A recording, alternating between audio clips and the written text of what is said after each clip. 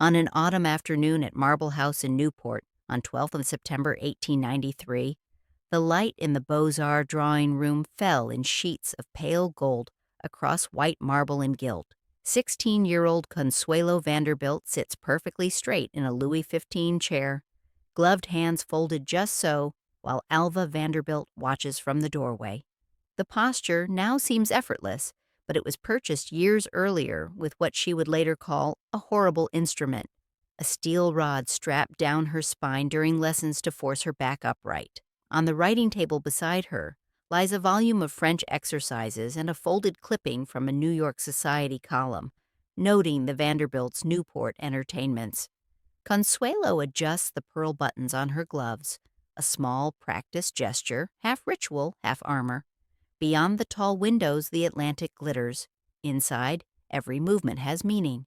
Years later, in her memoir, this room will return not as triumph, but as the first chamber of a beautifully furnished cage.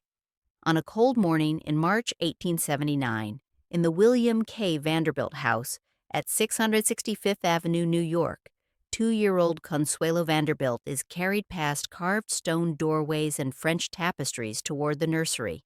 The Petit Chateau, completed only a few years earlier, stands as Alva's declaration that the Vanderbilts belong at the summit of New York society, though Mrs. Astor's 400 have not yet agreed. Nursemaids move quietly over thick carpets. Outside, carriage wheels grind against winter slush. The house itself is a fortress of ambition, Richard Morris Hunt's design transplanting Loire Valley grandeur onto Manhattan bedrock. In family papers, the architectural photographs show triumph. In the New York Times 4 years later, Alva's 1883 costume ball here will be described as the social earthquake that finally forced Mrs. Astor to acknowledge the Vanderbilt name. At this stage, the gloves are Alva's, not Consuelo's. Ivory kidskin, monogrammed, disappearing into ermine cuffs as she sweeps past the nursery door. The little girl will grow up understanding that walls, furniture, even her own name, given to her godmother, Consuelo Iznaga, have been chosen to secure a place in a world that has no intention of admitting them gently. Long before Consuelo knew what a title was, the house itself was already rehearsing her role.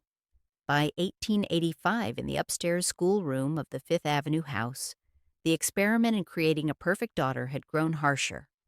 Under the eye of Alva and a succession of governesses, 6-year-old Consuelo studies French, German, history, mathematics, and Latin at a small table where she can neither slouch nor rest her head. Later, in the glitter and the gold, she would write of a horrible instrument, a steel rod strapped down her spine, fastened at waist and shoulders, with a band holding her forehead in place while she did her lessons. "I had to hold my book high when reading," she recalled, and writing was almost impossible. The governesses watched, corrected, insisted. In photographs from her teenage years, the famous carriage of her neck and shoulders draws praise from society writers. The posture, they say, is faultless. The schoolroom tells a truer story. Ink blots where her hand jerked against the brace, worn leather where her gloved fingers gripped the table edge for balance. Outside, the city moves freely, delivery carts, street vendors, children playing in the park. Inside, the curtains filter the light to a pale, instructional glow. The rod would be discarded eventually, but the posture and the obedience it taught would remain. In the Gilded Age, a straight back was not just beautiful, it was proof of discipline, a visible demonstration that a daughter could be shaped to purpose. On 4th July 1892, fireworks crackled over Marble House in Newport, Rhode Island. The new summer cottage, completed after 4 years of construction at a cost of $11 million. The house, designed by Richard Morris Hunt for William and Alva Vanderbilt, transforms Newport into something more than a resort. It becomes a stage for dynasties. 15-year-old Consuelo walks with measured steps through the marble hall, her gloves smoothed tight at the wrist before each doorway. Below stairs, a staff of dozens keeps the machinery running. Butlers, maids, coachmen, footmen. Above, her mother rehearses her in receiving lines, handshakes, the exact angle of a curtsy beneath crystal chandeliers imported from France. Society columns speak of Versailles transported to Rhode Island, a palace rising where fishermen's cottages once stood. In private, family letters note Alva's satisfaction. Marble House has confirmed her status and given her a stage on which to train her daughter for something larger than Newport summers. The architecture that shelters her also choreographs her future. Each corridor is a corridor of expectation, each room a room for performance. Preservation records describe the house as a social landmark. For Consuelo, it is also a schoolroom with walls of marble, where every guest is an examination and every season a rehearsal. While Newport society applauded the marble and the gilt, Alva was already planning the next construction, a titled marriage that would make the Vanderbilt name unassailable forever. On a gray January morning in 1888, in the schoolroom overlooking Fifth Avenue, two governesses, one German, one French, take turns drilling 11-year-old Consuelo. By 8, she could read both languages. By adolescence, her days unfold as a carefully scheduled sequence under their supervision. Estate archives describe a curriculum that bordered on cruelty, history, literature, mathematics, Latin, science, followed by music practice, and an hour's supervised exercise in Central Park. Deportment, one account notes, was emphasized all day long. At her desk, Consuelo's gloved hand moves across paper, copying French verbs while the steel rod pins her spine upright. Outside, carriage wheels jingle past. Inside, only the scratch of the pen and the governess's precise corrections disturb the hush. When she stumbles over a German declension, the correction is swift and cold. There is no room for error in a project this deliberate. The governesses themselves remain largely anonymous in the historical record, their names preserved in household ledgers, their methods remembered only in Consuelo's later memoir. They were instruments of a larger ambition, enforcers of standards they had not set. Education here is not exploration but compression, knowledge narrowed into usefulness, language transformed into currency for future drawing rooms across an ocean. The more fluent she became, the fewer words she could safely call her own.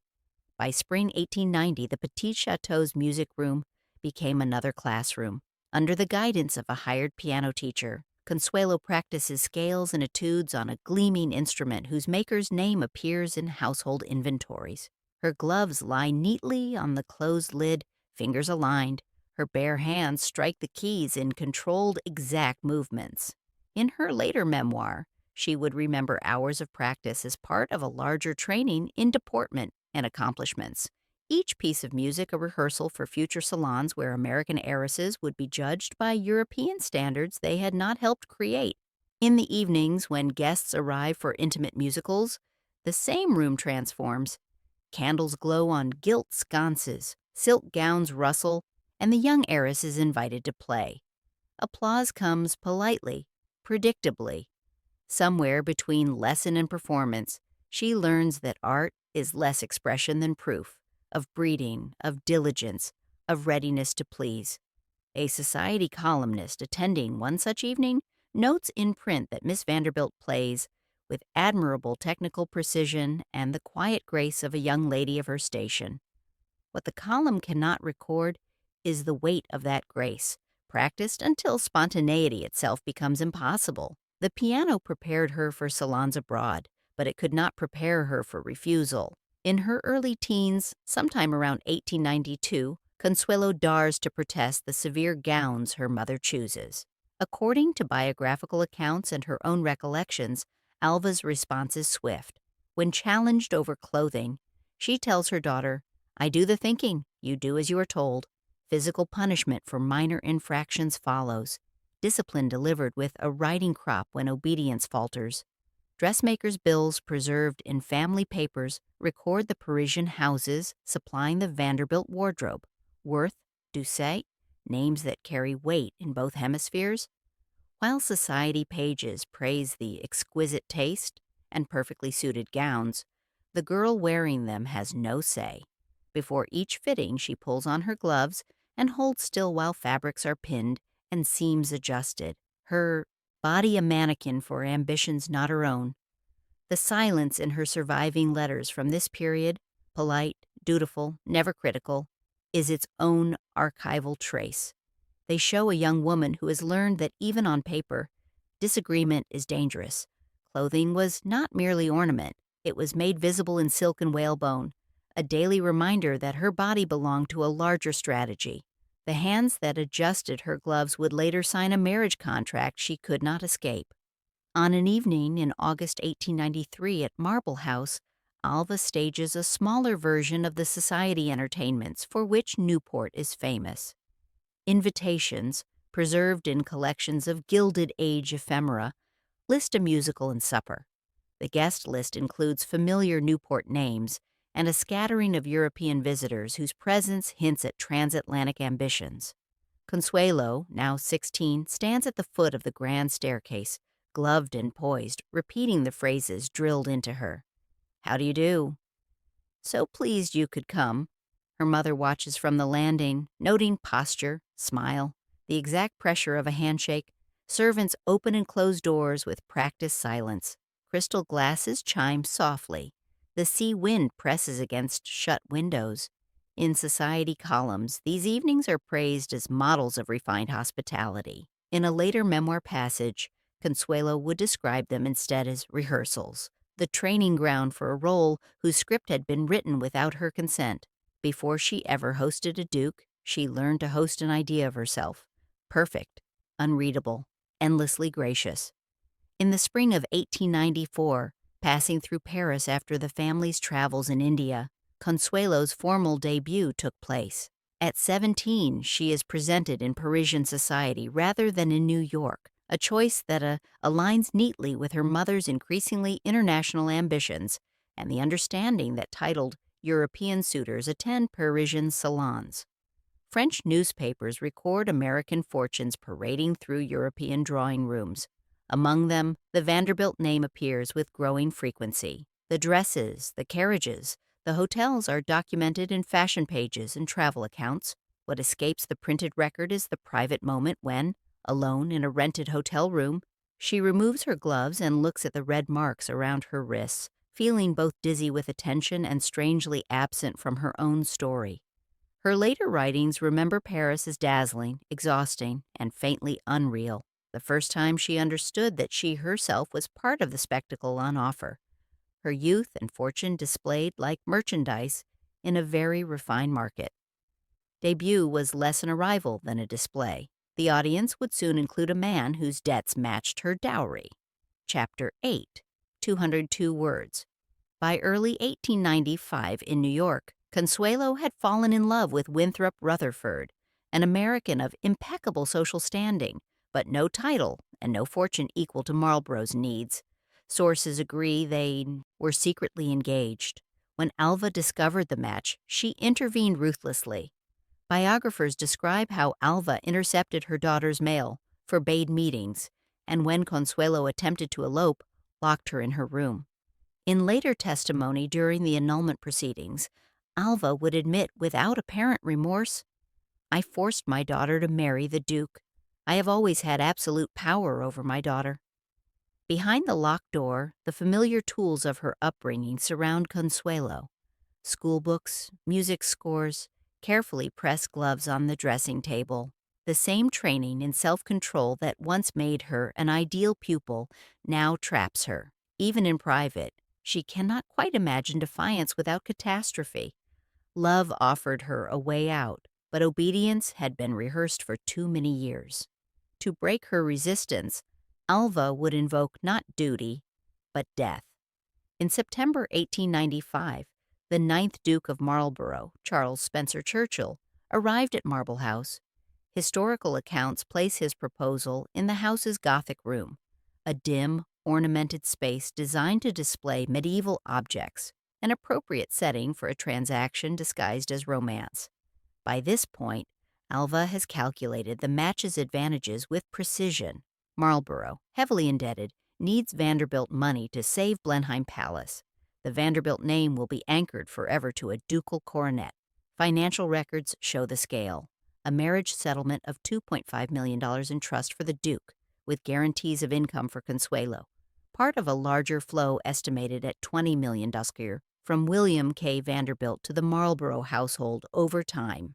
In this room, surrounded by carved stone and stained glass, Consuelo listens as the Duke speaks. Surviving sources suggest she accepted under intense maternal pressure, not desire. When Alva feigned a life-threatening heart condition to force compliance, Consuelo yielded. Her gloves, meticulously buttoned, hide hands that tremble.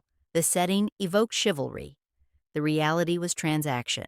Chapter 10, 186 words.